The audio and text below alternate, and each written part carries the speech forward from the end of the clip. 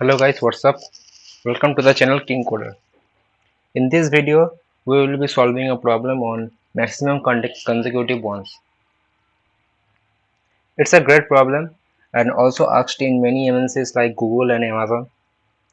So today we will be solving this question and we will look how the approach will work and how the intuition works for this problem. So in the brute force approach, what we can do, we can store each occurrences of this one in a array. So let's create an array. So we have created an array of size n and we are gonna store the count if there is a 1. So initially my count is 0 and temp is 0. Temp is nothing but the index of ARR. So this is the temp. This everything is temp. So what I can do, we can increase our count. So count will be now 1 and ARR temp equal to count. So in this position it will place 1. Again it will run a for loop for I equal to 2. It will check it is 1. Yes. Then count will be plus plus in the same location because I am not increasing my temp. In the temp is the same. When I will get 0 is that I equals to 2, I will get 0. Now I will increase our temp and I will reset my count. So in the else part, I have reset this count and I have increased our index. So now it will point to this position. In this position, I will store all occurrences of this one. So this will be count 1. Again, in this position, the count will be plus 1. After that, count will be plus 1 for this position. So in this case the count is ARR1 is 3 and ARR0 is 2. So now we will take a max variable initialized with 0. We will traverse the whole array of ARR. We will find the maximum number. If ARR is greater than max, then max equal to ARR. So now we have got the maximum number, that is 3, and we will print 3. We will return 3. So this is the brute force approach. Let's talk about the time complexity of this program. So time complexity will be big O of n, as there is a one for loop that is traversing the nums array, and the space complexity will be big O of n because we have created a ARR array of size n. So the space complexity will be big O of n. Now we can optimize this brute force approach and let's take a look at the better approach. So in this better approach, we have two variable, that is count, that is initialized with 0, and a max variable that is initialized with 0. Now what we can do, we can increase this count and check that if the count is maximum or not. For all 1 we can do the same thing. So traverse the array nums using this for loop and we will check if nums I equals to 1. If nums I equals to 1 in this case, so what I can do, we can increase our count to 1 and we will set this maximum equals to max of 0 and 1 because max is 0 initially and count is become 1. So it will find the maximum is 1. In this 0 and 1 the maximum is 1, so max will be 1.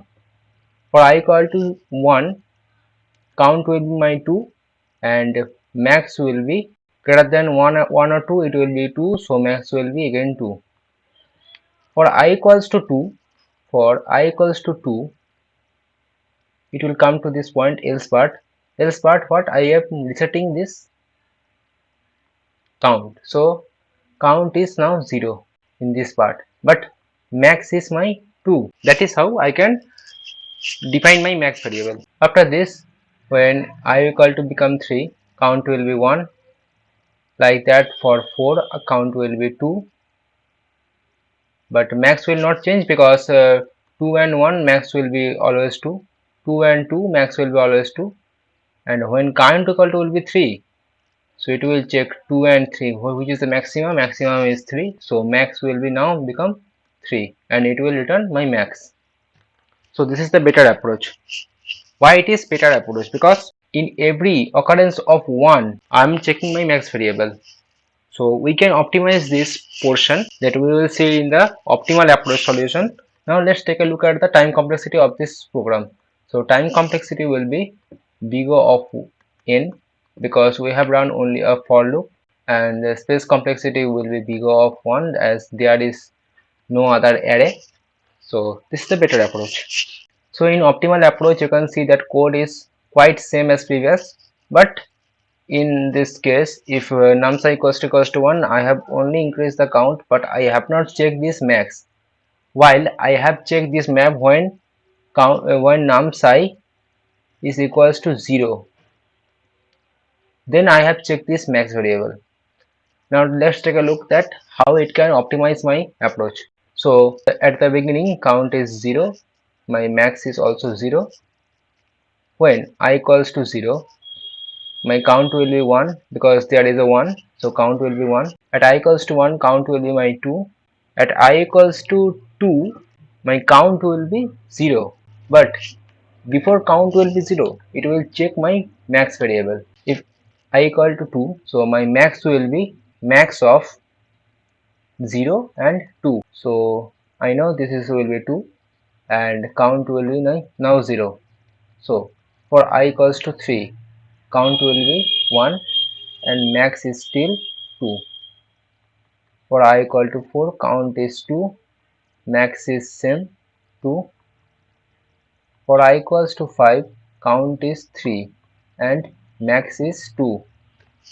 As there is no other 0 in this position, I cannot update this max variable.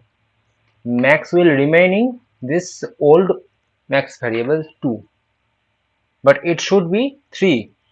So what I can do, we can check that max is greater than count. In this position max is 2 and count is 3. So 2 greater than 3, it will say no, so it will return my count.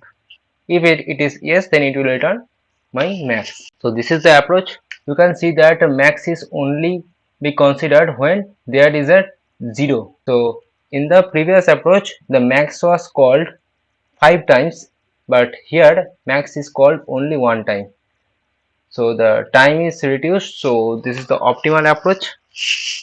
Now let's talk about the time complexity of this program. So time complexity will be big O of n and space complexity will be big O of 1. Time complexity will be big O of n because there is only one for loop, and space complexity will be big O of 1 because there is no other array. So now let's try to code this in Leetcode. So as you can see, the count and max is initialized to 0, and we have run a for loop to traverse the nums array.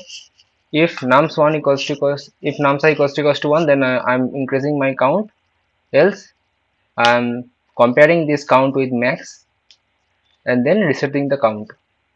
After the whole traverse at this position, I will check my max is greater than count. If it is true, then it will return max.